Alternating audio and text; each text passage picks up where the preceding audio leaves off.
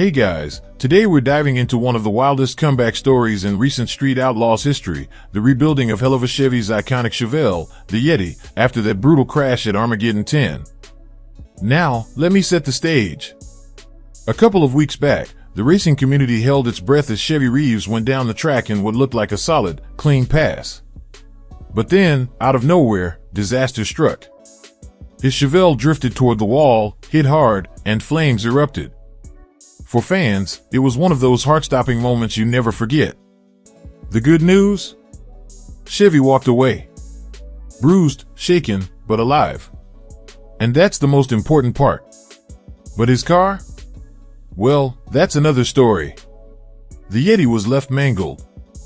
The entire front end destroyed, body panels twisted, and the fire made it look like the car's racing days were over. Social media was buzzing. Some fans swore the car was gone for good. But that's where the story takes an inspiring turn. Instead of calling it quits, Chevy did what true racers do. He decided to rebuild. And not just patch it together, he sent the Yeti to one of the most respected shops in the game, Larry Jeffers Race Cars. Now, if you know anything about LJRC, you know this isn't just some repair shop. These guys are miracle workers in the racing world. They don't just fix cars, they resurrect them. We're talking full chassis work, brand new front halves, custom body panels, and precision engineering that rivals the original build. So when I tell you that the Yeti is getting a complete front half job and massive body work, believe me, it's in the best hands possible. Think about it. This car was already special. Built originally by Cameron Johnson Race Cars for Monza before finding its way into Chevy's hands, it was purpose-built for the big stage, no prep kings, the wildest races in America.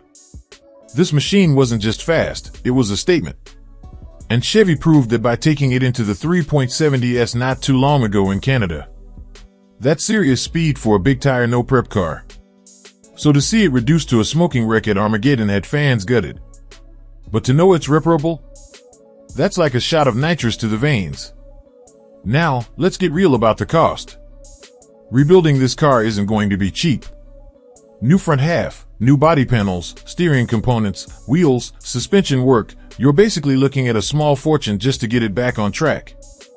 But that's the price of racing at this level. And here's the thing, if Chevy and his team believe it's worth saving, then you know it's going to come back stronger, faster, and meaner than ever. That's just how this community operates. And this year has been brutal for crashes. Chevy's wreck wasn't the only heartbreak.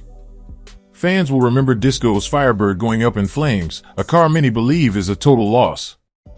That was a brand new build, and seeing it destroyed shook the scene.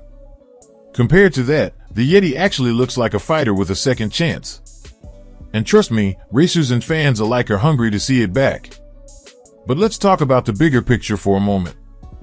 The future of big tire no prep racing is shaky. The payouts? Not what they used to be. The travel costs? Sky high. Unless the racers are getting show-up money like they did back in the heyday of NPK, it's tough to justify running a full season. That's why Speed Promotions folded, canceling the remainder of their series. It simply wasn't sustainable. And that puts cars like the Yeti in a weird place. Will there be a big stage for it next year?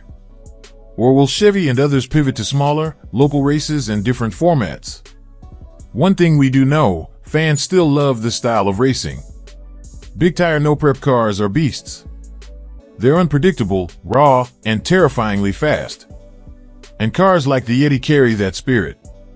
Even if the National Series fades, you can bet these machines will find places to run.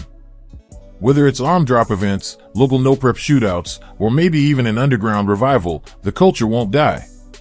So what does this mean for us as fans? It means we get to witness a comeback story in the making. Think about it, by next season, the Yeti could roll out of LJRC looking brand new, snarling louder than ever, and ready to tear down the track. That's the kind of drama and redemption arc we live for. And it's why we keep tuning in, why we keep showing up at these events, and why the Street Outlaws community remains one of the most passionate fan bases in motorsports. And here's my call to you, don't just watch from the sidelines. Support these racers. Share their stories, show up at the events, buy the merch, and keep the fire alive.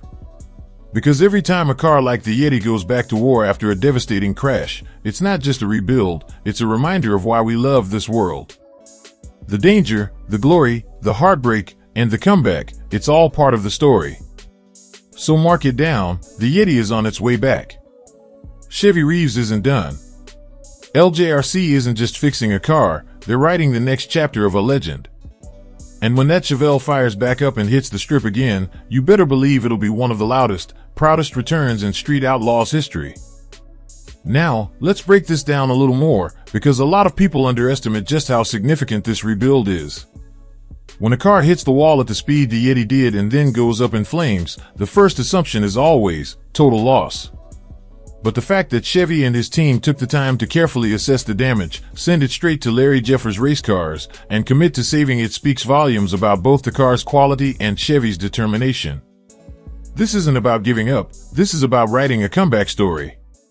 Larry Jeffers Race Cars, or LJRC, has a reputation for excellence that's second to none.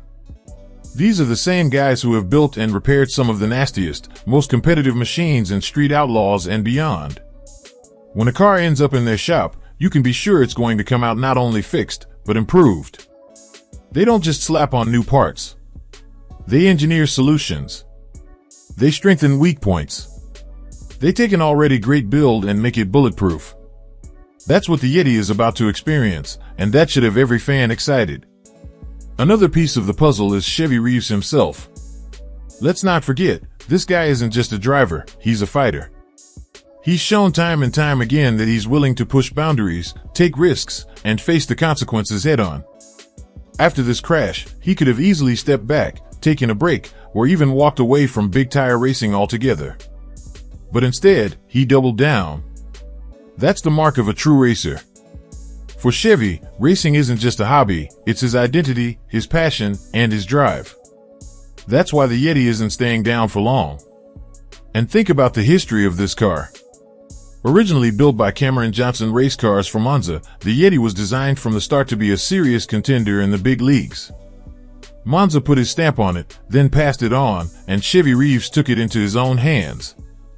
That lineage alone makes this car special.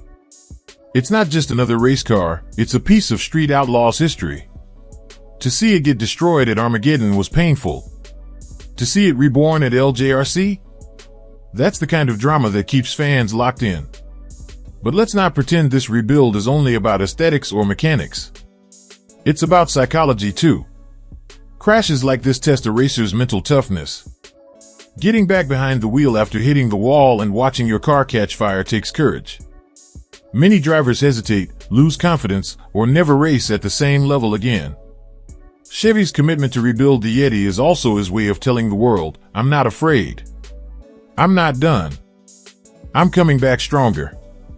And that sends a powerful message to every competitor who lines up against him. There's also the fan base to consider. Street Outlaws fans don't just watch races, they invest emotionally in the drivers and their cars. When the Yeti went down, people felt it. Social media was flooded with messages of support, prayers for Chevy, and hope that the car could be saved. This rebuild isn't just about restoring a machine, it's about giving the fans what they want. They want to see the Yeti rise from the ashes, to prove that nothing can hold it back. And when it does, the roar from the crowd will be louder than ever. Now, let's circle back to the state of no-prep big tire racing. There's no denying that the sport is in a period of transition. With payouts dwindling and major promotions folding, some say the glory days are over. But comebacks like this one suggest otherwise. If racers like Chevy are still willing to pour time, money, and heart into their cars, then the spirit of big tire no prep is very much alive. It may shift, adapt, or find new platforms, but it's not going anywhere as long as racers and fans refuse to let it die. Another angle here is the performance potential of the Yeti once it's rebuilt. Remember, before the crash, this car was already a monster, clocking times in the 3.70s. With LJRC re-engineering the front half and refreshing the body, don't be surprised if it comes back even faster. That's the beauty of racing rebuilds, sometimes a disaster sparks innovation. Chevy and his team have a chance to make the Yeti more competitive than ever, and if they pull it off, we could be looking at a car that dominates in whatever events it enters next. And then there's the symbolism. The Yeti is more than metal and horsepower, it's a symbol of resilience. In a sport where danger lurks around every corner, where crashes and failures are inevitable, the Yeti represents the will to rise again. Fans love a winner, sure, but what they really love is a fighter. And when Chevy Reeves fires up that rebuilt Chevelle and brings it to the line, people won't just see a car, they'll see a story of survival, determination, and redemption. So as we wait for updates from LJRC and Chevy's camp, let's take a moment to appreciate what's happening here. We're witnessing history in the making. A car that could have been written off is being brought back to life. A racer who could have walked away is coming back for more. And a fan base that could have lost faith is about to get the ultimate payoff, the return of the Yeti. Mark my words, when it rolls out of that shop, it won't just be a car, it'll be a legend reborn.